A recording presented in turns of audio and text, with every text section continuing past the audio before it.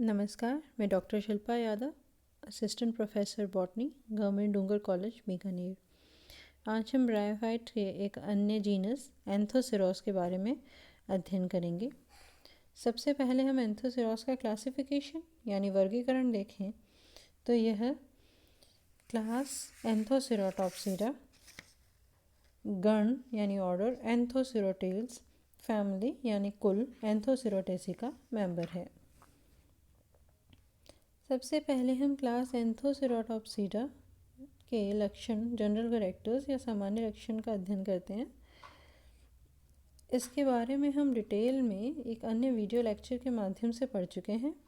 उस लेक्चर में हमने हेपेटिकॉप्सिडा और एंथोसिरोटॉप्सिडा में जो मुख्य विभिन्नताएं हैं, जो डिफरेंसेस हैं, उनके बारे में भी बात की थी।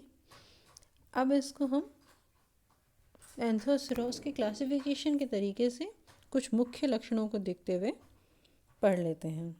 एंथोसिरोटॉप्सिरा में 6 जेनेरा व 300 स्पीशीज़ देखने को मिली हैं।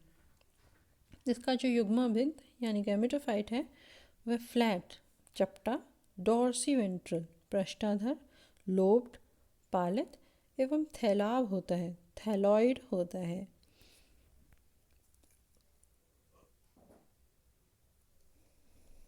यहाँ पर जो राइजोइड्स या मूलाभास होते हैं वो चिकनी भित्ति युक्त होते हैं, स्मूथ वॉल्ड होते हैं। यहाँ पर थैलस का जो ऑर्गेनाइजेशन है, इंटरनल ऑर्गेनाइजेशन है, वो यूनिफॉर्म है, होमोजीनस है, यानी समान आंतरिक उत्तक मौजूद होते हैं।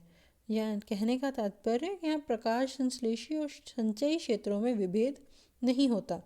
फोटोसिंथेटिक और स्टोरेज रीजन के अंदर डिफ्रेंशिएटेड नहीं है जो इंटरनल टिश्यूज़ हैं वो।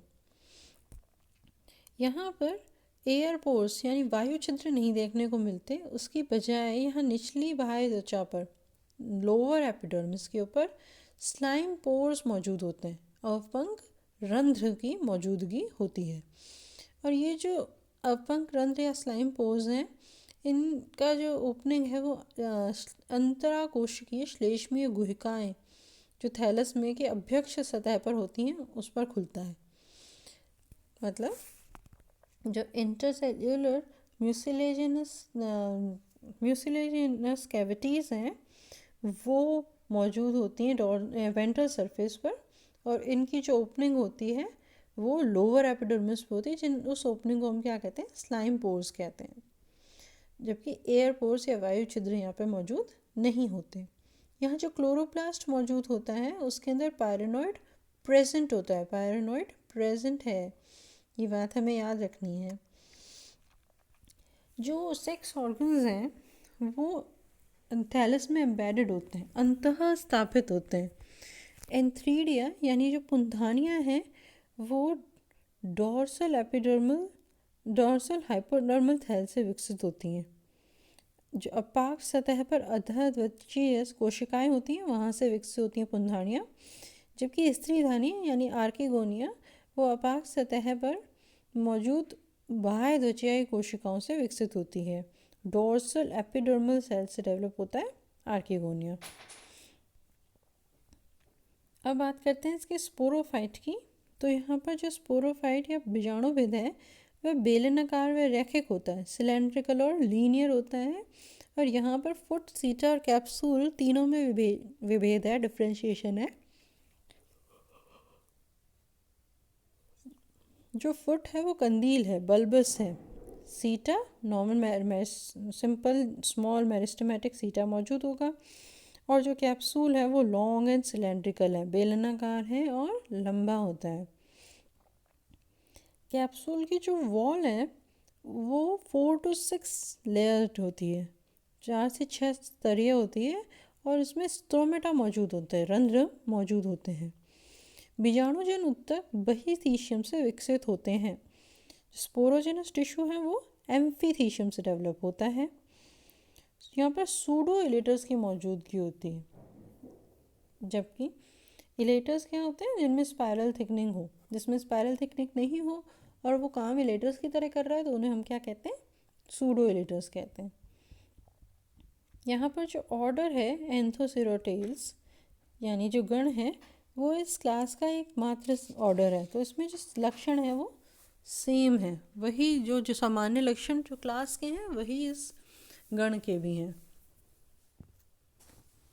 ये गण में दो ही फैमिलीज मौजूद हैं, पहली एंथोसिरोटेसी और दूसरी नोटोथाइलेसी।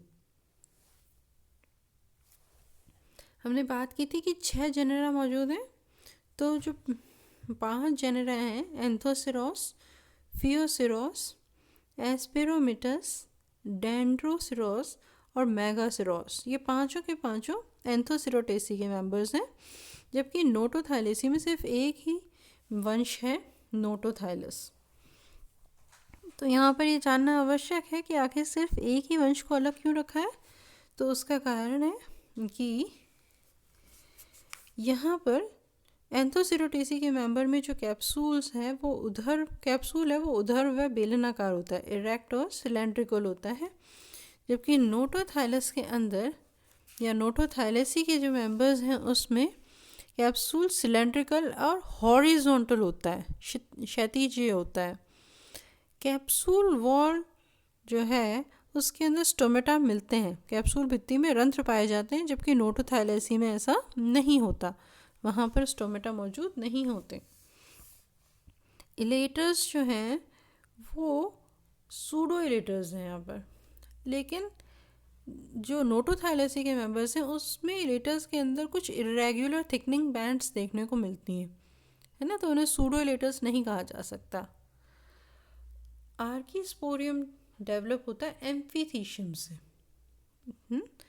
जो प्रप्रोसूतक है वो बहीथीशियम से निर्मित होता है, परंतु नोटोथाइलेसी के कुछ स्पीशीज़ जो है नोटोथाइलस की उसके अंदर तो एम्फीथीशियम से डेवलप होता है, जबकि कुछ स्पीशीज़ के अंदर ये एंडोथीशियम से भी विकसित होता है। तो ये जो 4 लक्षण हम इसमें देख रहे हैं उन चारों में डिफरेंस है और उसी के कारण 2 फैमिलीज़ में डिफ्रेंशिएट किया गया है। अब एंथोसिरोस की बात करें तो जो एंथोसिरोस है उसकी 200 स्पीशीज़ हमारी जानकारी में है। ये लार्जेस्ट और मोस्ट वाइडली डिस्ट्रीब्यूटेड जीनस है इस क्लास एंथोसिरोटॉप्सिडा का सबसे बड़ा और सबसे ज़्यादा फैला हुआ वंश है। ज़्यादातर पादप जो है वो मॉइस्ट और शेडी प्लेसेस में उगते हैं, ठीक है, और ये टेम्परेट और ट्रॉपिकल क्षेत्रों में मिलता है, शीतोष्ण व उष्णकटिबंधीय क्षेत्रों में इसकी मौजूदगी है। भारत में लगभग इसकी 25 जातियाँ पाई जाती हैं, 25 स्पीशीज़ मौजूद हैं, और वो अधिकांशतः कहाँ मौजूद हैं, पर्वतीय क्षेत्रों में, हिली रीजन में मौजूद होते हैं। एंथोसिरोस जो है वो एनुअल भी हो सकते हैं, जैसे एंथोसिरोस इरेक्टस 1 वर्षीय, या बहुवर्षीय हो सकते हैं पेरिनियल, जैसे कि एंथोसिरोस हिमालयंसिस। इसके साथ ही हम इस वीडियो लेक्चर को समाप्त करते हैं।